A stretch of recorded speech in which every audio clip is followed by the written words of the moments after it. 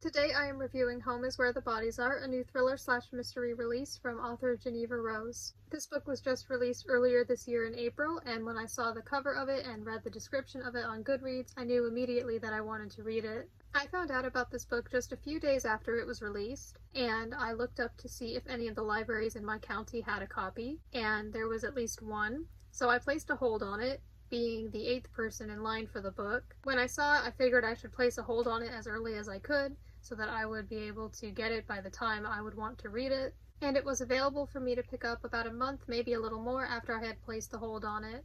I think that, despite the saying, the cover of a book can be really important, especially if we're talking about the marketing aspect of it, especially in cases like these where the cover is what got a lot of people interested in the book. It's what made a lot of people decide to read or buy it.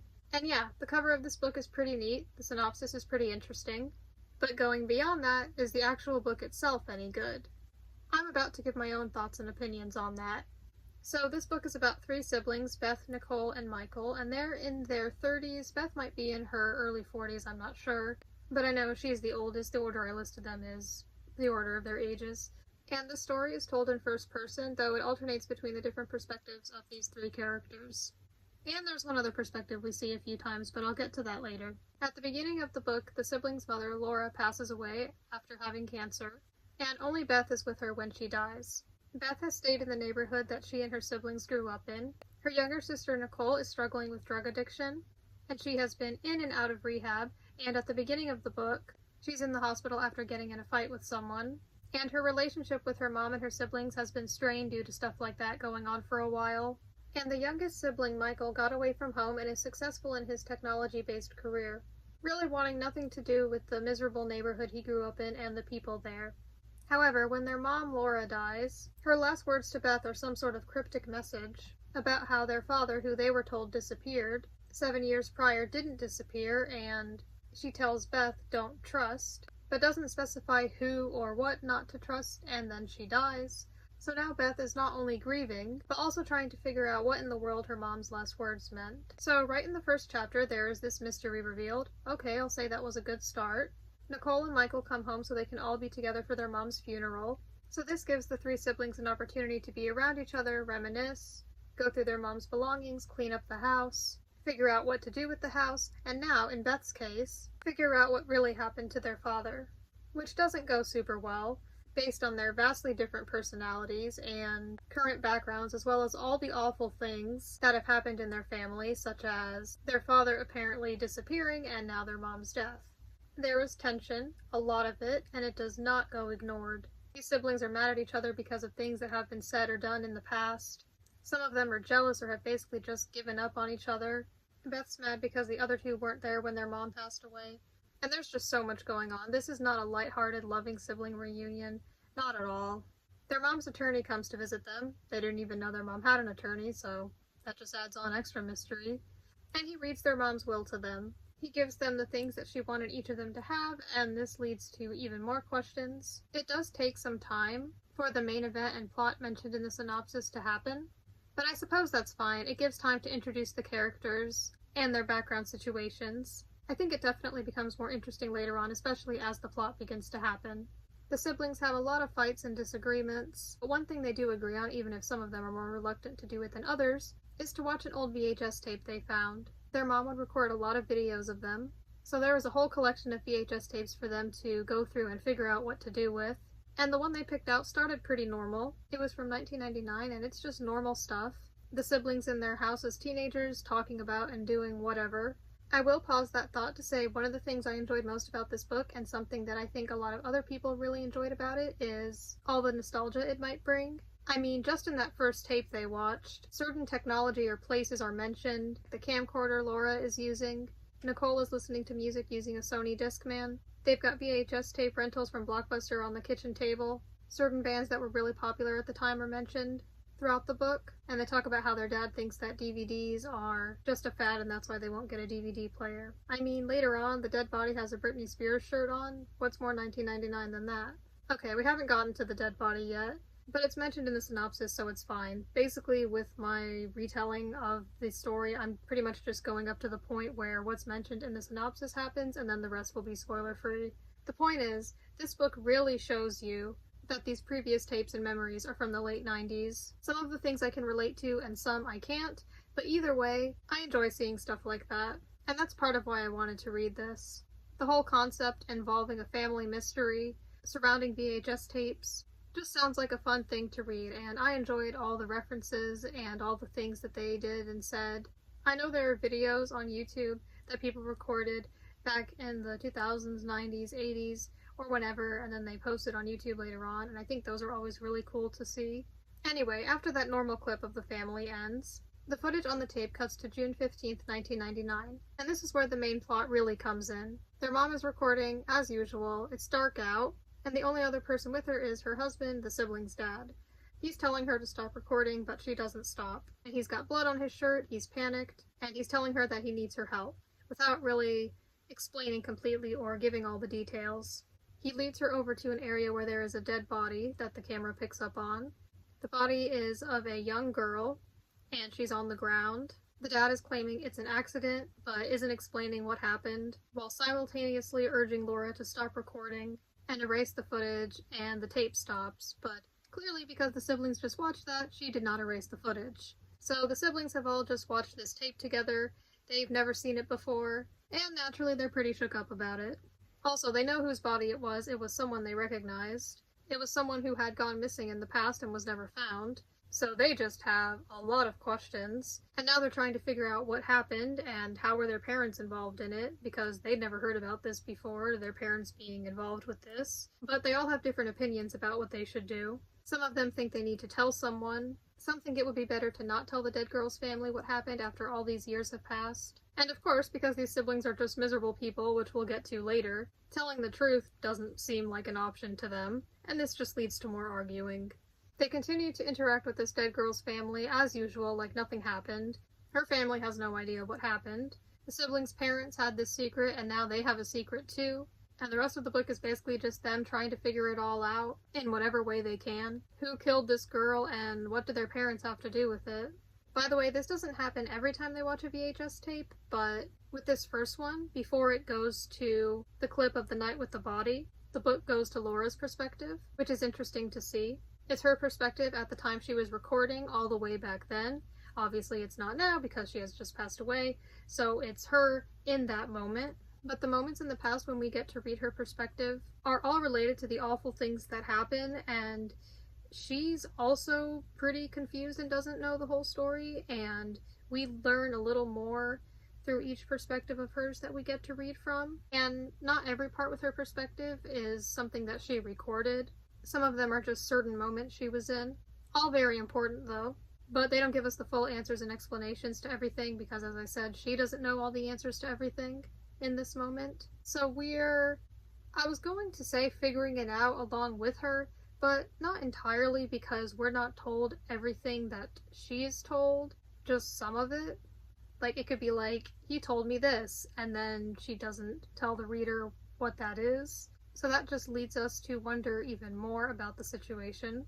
I read the chapter where they watched the haunting videotape before I went to bed, and I went to bed thinking about the book and trying to figure it out myself, trying to come up with any theories I possibly had. It was kind of difficult, at least for me. I just didn't really know. I mean, there were a bunch of possibilities. I figured it was probably something I hadn't even thought about. Over time, you'll learn more about the situation while new questions are raised, and I personally found the story and mystery intriguing and exciting. I was definitely curious as to what happened, and I definitely wanted to figure it out. So, some of my personal thoughts on this book, what I liked and what I didn't like. The chapters are usually pretty short. There are 48 chapters in this 246-page book, so it's easy to read just a little bit of it at once, or a bunch of short chapters at once. So that can be a plus. Many people may feel like they can read this book pretty quickly because of that, and the fact that it's under 300 pages to begin with. Some people online thought the plot twist, the reveal of everything was predictable. I'm not sure how many people thought it was, but I know some people said it was. Maybe the majority of people didn't think so. As for me, I didn't think it was predictable. I mean, now that I know, it's easy to say, but obviously now that I know, I can look at the stuff I've said about it in this video so far and feel like it's obvious, but I think I only feel that way because I know now. But I didn't feel like I was stupid for not having figured it out. I thought of different things, and I suspected a lot of people and situations, but I guess I didn't come up with the exact theory that matched with what exactly did happen. I didn't really have a solid guess where I was like, it's definitely this person, I am sure of it. I did not guess the specific situation that had transpired. However, after reading people's thoughts online, I can see how they would have guessed it. It's not impossible. They just figured it out and I had not. I didn't really feel like it should have been obvious, but everyone's going to have a different experience reading it, and I don't read a lot of mystery/thriller books right now anyway, but I would definitely like to read more. It's just hard to imagine what I would think or guess. Now that I know the information, it feels difficult to put myself in that perspective from when I didn't know everything, so I can't really do that. But I personally found the reveal of everything to be pretty exciting. The romance aspect of this I could see being predictable, and I wasn't too interested in that part of it. Another complaint that I definitely can agree with is that these characters are rather unlikable. Yeah, I definitely felt that way sometimes. They're petty, they hold grudges. I felt sometimes they acted as if they were kids, but they're not. They're adults, and not even like new adults, like in their 20s. They're in their 30s. Like I said, one of them might be in their 40s. They are far from being kids, but I feel like they were just miserable people. Like I said, they had like no healthy coping mechanisms, and maybe that's the point. Maybe I'm missing that. Maybe that's the reason why the whole family is just a mess, and in this messy situation, when it feels like they have no awareness, it's kind of annoying, but I guess they eventually some of them at least were thinking about that. They were often just attacking each other all the time, arguing a lot, and of course, it makes sense that they have these big feelings about the situation that they're in, but a lot of the time, I feel like the fights were just so unnecessary, or aggressive, or insulting for no reason, or they said certain things that didn't really need to be said. Like, I don't want to be acting that way when I'm that age. I want to be, like, aware and dealing with stuff properly, and not taking it out on people like that. They were often just drinking alcohol every time something went wrong, and that's not something I can relate to. I feel like some of the things that happened were because of their own doing, and some weren't, and like I said, I guess that's the point. They're all a mess because of everything about the way their family is, and all that has happened to them. I understand that they're obviously in a very stressful situation, and that they have their problems, so I get it to an extent. And I'm not trying to be insensitive because I never want to be that way, but I'm just trying to be honest with how I felt about the book. Like, you can give people problems without making them really annoying and unlikable, in my opinion. But maybe they're not meant to be likable. I don't know. My purpose of a book review is not to just say only the good things about it, it's just to give my thoughts on it. I'm going to talk about what I liked and disliked about it. So hopefully you understand where I'm coming from. It's like, I feel bad about complaining about it, but then when actually reading the book, I just definitely felt that way. I don't know. Maybe I can't help it. Yeah, I mean, if you've read the book, you might get what I mean, and maybe you feel the same way. Maybe you completely get what I mean. If you do, let me know, and then I'll feel less bad about it. Hopefully you understand where I'm coming from. I know there are people on Goodreads and stuff who felt similarly, and if I'm reading or watching something, I want to care about their characters and their goals. And I did find the plot and nostalgia factor very interesting, but you need more than nostalgia, in my opinion. The plot itself was interesting though, but if it weren't surrounding VHS tapes and all that, I don't know if I would have found it as interesting. Maybe, it depends on how it's done. Still though, you're gonna need more than that. But I feel like I cared more about the plot than the characters, even though I think it's good to care about the characters themselves. It was more of the plot that I found interesting, that I enjoyed, rather than the characters. Sometimes the characters are the part of a book that makes you really enjoy it. Like, even if the plot is kind of basic, or overdone or whatever, the characters are what makes you really enjoy the book. That's not what happened here. And sometimes the characters just said or did things that I found annoying, like saying that the other characters don't deserve to know something that's literally a matter of someone else's life, all because they're mad at them for personal reasons. Like, I'm sure the idea of telling the truth about everything was difficult, but like, this involves you, but it's not all about you, and you're making it about yourself, and you're making your decisions about this other person's family. Like, this family doesn't know what happened to their daughter, and you know, at least partially, and you're keeping it from them, all because you've got your personal issues that you haven't worked out, and you're upset with your siblings. Like, I don't know. I haven't been in that situation, but it's just kind of annoying. Again, though, I guess I understand it. I try to be understanding. I am a lot younger than these characters as well, so maybe I just don't get it. While this is marketed as a thriller and there are definitely some thrilling aspects of it, I also feel like it feels very contemporary in a lot of ways. Some people think it's more of a family drama than a whole thriller. I haven't read a lot of thrillers, so I don't really know what to expect with that, but I can see that. If you're wanting to read something where you'll be absolutely terrified and on the edge of your seat the whole time, I don't think this is the right book. Definitely, every chapter in this book will not make you feel that way. It definitely feels more like a drama for the most part, and I just didn't know that's what I was signing up for. But it was still alright. One of the other things I saw people mention about this book were complaints about the writing style and how it's boring sometimes, and there are a lot of similes and deep metaphors about life, death, grief, and all these things and emotions. I guess I enjoyed those deep philosophical thoughts. They made sense to me, and I think that they were good to express the feelings that the characters had. I could see how someone would find the writing style as boring, though. There are definitely a lot of mundane tasks described, and descriptions about things such as nature, but I feel like those things fit in well with the emotions that the writing was trying to go for.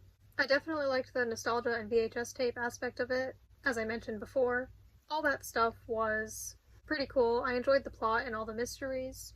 So some of these things are just a preference. Like if I say I don't like all the drinking and some of the language, that's just how I feel. Other people may not be bothered by those things. I just haven't read a lot of adult fiction so far, but I plan on reading more, and sometimes it can feel difficult to read it because I can't relate to certain things, and sometimes adult fiction is just miserable and the characters can be annoying, and it's perfectly okay to have these heavy topics. It's just, I guess, more of, to me, how the characters handled everything and interacted with each other. You've likely read some books that have made you feel that way.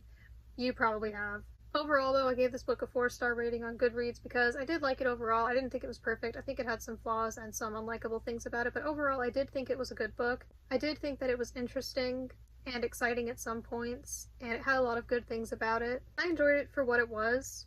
I just didn't absolutely love it. But that's okay. I'm still glad that I read it, and I'm not looking to get my own copy of it. I borrowed it from the library, and that's what's great about libraries. You can just borrow it without having to pay for it, and then you will not feel like you've wasted your money if you bought it and then didn't like it. Libraries are great. This is the only book by this author I've read, and I don't plan on reading any more by her for now. I don't know if I would enjoy this style of writing for other stories. This story just had specific things about it that made me want to read it, so I feel like it's more because of what the story had and contained rather than this author's style. I definitely want to read more mystery and or thriller type books, so if you have any recommendations, please let me know. If you've read this book, I would absolutely love to hear your thoughts on it and discuss it with you in the comments. Let me know if you thought it was predictable at all, if you also found the characters annoying and unlikable at times, or maybe you loved them. And overall, I would just like to know what you liked and didn't like about it. Of course, if your comment contains spoilers, then just write your comment in a way so that someone would have to click on read more to see what you've said, like this.